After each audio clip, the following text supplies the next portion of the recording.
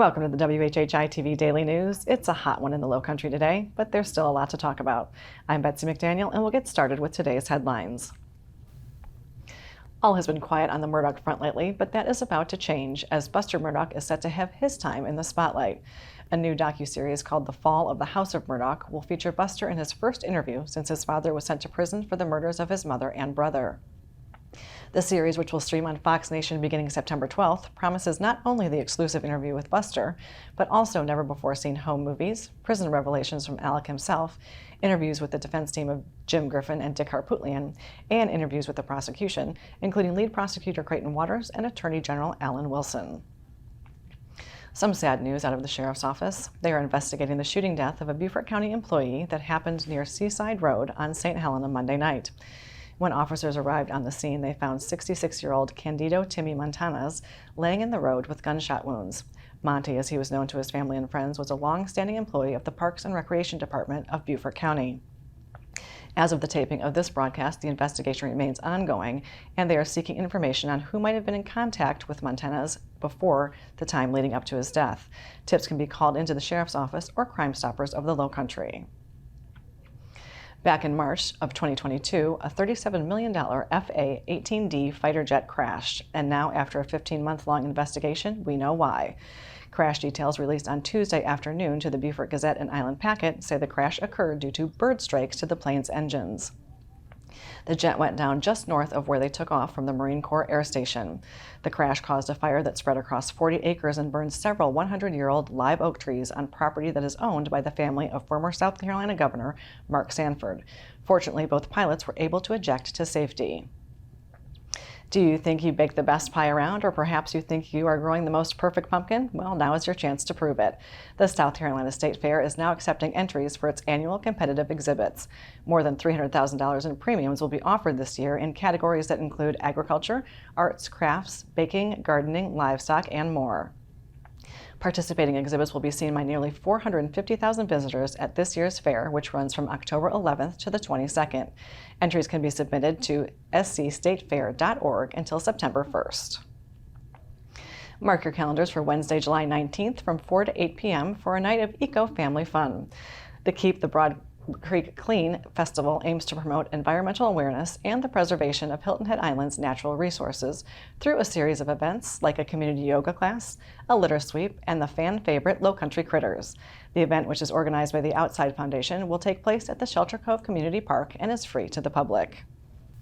Also, the media sources on your screen will have more on these and other stories, and we would love for you to like us on Facebook and follow us on Instagram at WHHI-TV. And if you have an idea for a news story, we'd love to hear it, so drop us a line at news@WHHITV.com. And now here's what happened last night in the Lowco with Justin Jarrett. Hey, it's time for Last Night in the Lowco on WHHI, powered by LowcoSports.com. One Lowco All-Star team captured a state title last night at Oscar Frazier Park, and by the time you see this, another one might have joined them.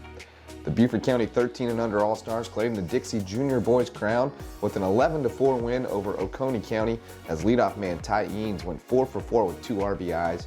Chase Cotter added 3 hits and 2 RBIs and earned the win with 5 strong innings on the mound, and Jensen Boretti was 3 for 3 and slammed the door with 2 scoreless frames to close it out.